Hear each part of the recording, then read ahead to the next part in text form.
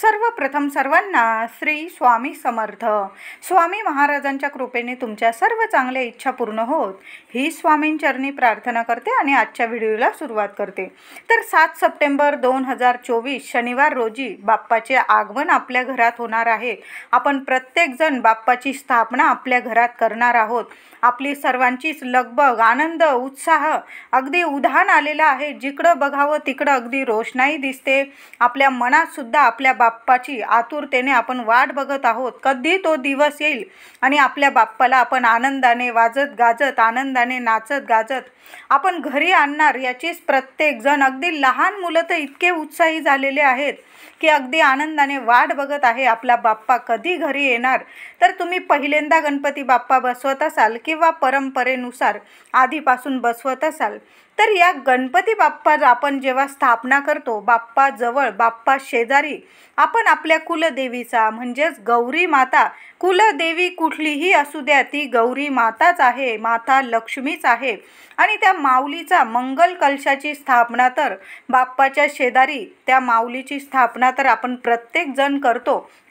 तर हा मंगल कलश कोणत्या बाजूला स्थापन करायचा, बाप्पाच्या उजव्या बाजूला की डाव्या बाजूला मंगल कलश कसा स्थापन करायचा, या मंगल कलशात कोणत्या गोष्टी टाकायच्या आहे जेणेकरून बाप्पाची कृपा अखंड आपल्यावर राहील, माता लक्ष्मीची, माता गौरीची आपल्या संपूर्ण कुटुंबावर कायम कृपा राहील आणि त्या घरातल्या महिलेवर कायम कृपा दृष्टी राहील, घरात सुख शांती येईल. तर असा मंगल कलशाची स्थापना आपण कोणत्या बाजूला करायची, मंगल कलश कसा भरायचा, कसा स्थापन करायचा, संपूर्ण माहिती व्हिडिओमधून जाणून घेणार आहोत. व्हिडिओ शेवटपर्यंत बघा. चॅनलवर नवीन असाल कृपया चॅनलला नक्की सबस्क्राईब करा. कमेंटमध्ये जरूर लिहा ओम गणपते नमः. तर 7 सप्टेंबर 2024ला शनिवार रोजी बाप्पाचे आगमन प्रत्येकाच्या घरी होणार आहे. आता बाप्पाला आणण्याचा आणि घरात स्थापन करण्याचा शुभ मुहूर्त मी आधीच्या व्हिडिओमध्ये पण सांगितला आहे, पण तुम्हाला मी पुन्हा एकदा सांगते. अगदी पहाटे 4 वाजेपासून, ब्रह्ममुहूर्तापासून संध्याकाळी 5 वाजेपर्यंत 7 सप्टेंबर 2024चा गणपती स्थापनेचा मुहूर्त पहाटे 4 वाजेपासून ते संध्याकाळी 5 वाजेपर्यंत तुम्ही केव्हाही आपल्या घरात गणपती बाप्पाची स्थापना करू शकता. ब्राह्मणाला विचारायची पण गरज नाही. काही जण ब्राह्मणाकडून करतात, काही जण आपल्या हाताने बाप्पाची स्थापना करता. आनंदाने करा, श्रद्धेने करा. श्रद्धा महत्त्वाची आहे. काही जण 1.5 दिवसाचा बाप्पा आणता, काही जण 5 दिवसाचा, 7, 10. श्रद्धा महत्त्वाची आहे. आपल्या बाप्पाची सेवा आपल्याकडून जेवढ्या दिवस होईल ना आनंदाने, तेवढ्याच दिवस आपल्या घरात आपल्या बाप्पाला आणायचा आहे. आपल्या इकडं खानदेश वगैरे म्हणजे काही गावांमध्ये 10 दिवसाचाच बाप्पा असतो, पण पुणे, मुंबई या शहरांमध्ये दोघं पती पत्नी नोकरी करतात, त्यांना नाही जमत. पण ही पण परंपरा चांगली आहे. जेवढं आपल्याकडनं सेवा होईल ना तेवढीच आपण करायची. बाप्पा काहीही म्हणत नाही. श्रद्धा महत्त्वाची आहे. तर आपल्याला गणपती बाप्पाला या दिवशी विराजमान करायचं आहे, आपल्या घरात स्थापना करायची आहे आणि बाप्पाच्या शेजारी मंगल कलशाची स्थापना सुद्धा करायची आहे. ज्या घरात बाप्पाजवळ मंगल कलश असतो त्या घरात सुख, समृद्धी आणि कुलदेवीची कृपा कायम राहते. सतत घरात माता लक्ष्मीचा वास राहतो. ऐश्वर्य, संपत्ती, घरात शांतता नांदते आणि माता लक्ष्मी सतत वास करते आपल्या घरात. मंगल कलश आपल्याला, तुम्हाला जर या दिवशी कुणाचं दुकान असेल, कुणाचा व्यवसाय असेल, तर गणपती बाप्पाची स्थापना अशी म्हणजे घरात पण तुम्ही मंगल कलशाची स्थापना करू शकता आणि तुमचा व्यवसाय असेल, दुकान असेल, ऑफिस, तिथं सुद्धा या शुभ दिवशी मंगल कलशाची स्थापना करू शकता. तर मंगल कलश म्हणजे सर्व काही आहे. कलशाच्या मुखामध्ये म्हणजे जिथे आपण श्रीफळ ठेवतो तिथे साक्षात श्री विष्णूंचा वास असतो. खालच्या मूळ भागामध्ये ब्रह्मांचा वास असतो आणि मध्यभागी वरुण देवता आणि 7ही आसरा यांचा वास असतो. आणि कलशाच्या वरती श्रीफळ म्हणजे श्री म्हणजे प्रत्यक्ष लक्ष्मी, म्हणून या मंगल कलशाची स्थापना आपण गणपती बाप्पाच्या बाजूला करत असतो. श्री म्हणजे प्रत्यक्ष लक्ष्मी, माता महालक्ष्मी, तीच गौरी आहे, तीच आपली कुलस्वामिनी. तुमची कुठलीही कुलदेवी असू दे, रेणुका माता असू दे, माता महालक्ष्मी असू दे, तुळजा माऊली असू दे, सप्तशृंगी असू दे, गणपती बाप्पाची स्थापना करताना आपण बाप्पाच्या बाजूला आपल्या कुलदेवीचा मंगल कलशाची स्थापना अवश्य करायची आहे. आता मंगल कलश कसा भरायचा आणि कोणत्या बाजूला स्थापन करायचा, तर मंगल कलशात स्वच्छ पाणी भरायचं, त्यात काय टाकायचं, एक नाणं टाकायचं, एक सुपारी टाकायचं, हळद कुंकू अक्षता टाकायच्या आणि त्या मंगल कलशाच्या अष्टदिशांनी मोजून घ्या. 8 बाजूंनी तुम्हाला हळदी कुंकवाची बोटं लावायची आहे, किंवा तुम्ही मंगल कलशावर छानसं असं हळदी कुंकवाने स्वस्तिक जरी काढला आणि स्वस्तिकच्या आजूबाजू 2-2 रेषा मारायला विसरू नका. असा छान मंगल कलश तयार करायचा आहे. 5 विड्याची पानं ठेवा. विड्याची पानं नाही मिळाली, आंब्याची पानं ठेवली तरीही चालेल. विड्याच्या पानांना पण खूप महत्त्व असतं आणि आंब्याची पानं तर शुभच असतात. दोन्हीपैकी एक पान तुम्ही कुठलंही ठेवू शकता. आणि छानसा असा नारळ बघून घ्यायचा आहे, ज्या नारळाला डोळे वगैरे दिसणार नाही, छान असा शेंडीचा नारळ आणि खाली सुद्धा थोडीशी शेंडी असेल असा नारळ बघून घ्यायचा आहे. म्हणजे कलशातील पाणी शेंडीपर्यंत पोहोचतं आणि घरात सुख शांतता नांदते आणि तो नारळ लवकर तडकत पण नाही, खराब पण होत नाही. नारळ घेताना, कळशाचा नारळ घेताना कधी पण महिलांनो 5 मिनटं लागले चालेल. चांगला बघून घ्यायचा आहे. 5 पानं विड्याची किंवा आंब्याची ठेवा आणि ह्या कळशात तुम्हाला टाकायच्या आहे थोड्याशा दुर्वा. तुम्ही 11 टाका, 5 टाका, 21 टाका, पण थोड्याशा दुर्वा टाकायच्या आहे.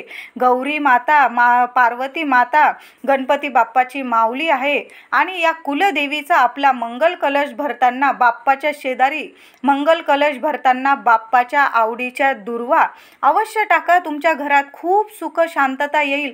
तुमच्या घरात जर मानसिक आजार असेल, कौटुंबिक वादविवाद होत असतील, पैशाला पैसा टिकत नसेल, लग्न कार्यात अडथळे येत असतील, मूलबाळ होत नसेल, तर आवर्जून या मंगल कलशात थोड्याशा, अगदी थोडीशी दुर्वांची जुडी, 5 दुर्वांची जुडी, 11 दुर्वांची जुडी किंवा 21 दुर्वांची जुडी एखाद्या कोपऱ्याला तुम्ही ठेवून दिली. कलश भरल्यावर पानांबरोबर, विड्याची किंवा आंब्याच्या पानांबरोबर ती दुर्वा थोड्याशा ठेवून द्या. जसा आपण मार्गशीर्ष महिन्यात जसा मंगल कलश भरतो दुर्वा टाकून, तशाच पद्धतीने मंगल कलश तयार करायचा आहे. आणि तो मंगल कलश बाप्पाच्या कोणत्या बाजूला ठेवायचा, तर बाप्पाच्या उजव्या बाजूला ठेवायचा आहे. म्हणजे आपण बाप्पाची पूजा करताना आपल्या डाव्या हाताला कधी पण मंगल कलश आला पाहिजे आणि बाप्पाच्या बाजूने, उजव्या बाजूने मंगल कलश आला पाहिजे. अशा पद्धतीने आपल्याला ईशान्य दिशेला, बाप्पाच्या उजव्या बाजूला ईशान्य दिशेला आपला मंगल कलश आला पाहिजे. अशा पद्धतीनेच आपल्याला मंगल कलशाची स्थापना करायची आहे. तुम्हाला कोणी सांगेल डाव्या बाजूला, असं करू नका, चुकीची पद्धत आहे. आपण बाप्पाची पूजा करताना आपल्या डाव्या हातालाच मंगल कलश आला पाहिजे आणि बाप्पाच्या उजव्या बाजूला, उजव्या हाताला मंगल कलश आला पाहिजे. मंगल कलशाच्या खाली मूठभर तांदूळ किंवा मूठभर गहू अवश्य ठेवायचे आहे आणि मग मंगल कलशाची छान वेणी वगैरे, गजरा वगैरे लावून, लाल फुलं वाहून त्या मंगल कलशाची पूजा करून बाप्पाच्या शेजारी तो मंगल कलश स्थापन करायचा आहे. अतिशय छान तुम्हाला अनुभव येईल. माता लक्ष्मी खूप प्रसन्न होईल. त्या मंगल कलशात सुपारी, दुर्वा आणि 1 रुपयाचं नाणं किंवा 2 रुपयाचं नाणं अवश्य टाकायचं आहे. छान अशी पूजा करा बाप्पाबरोबर या मंगल कलशाची. 1.5 दिवस बाप्पा असू दे किंवा 5 दिवस, 7 दिवस, 10 दिवस, पण मंगल कलशाची स्थापना अवश्य करायची आहे.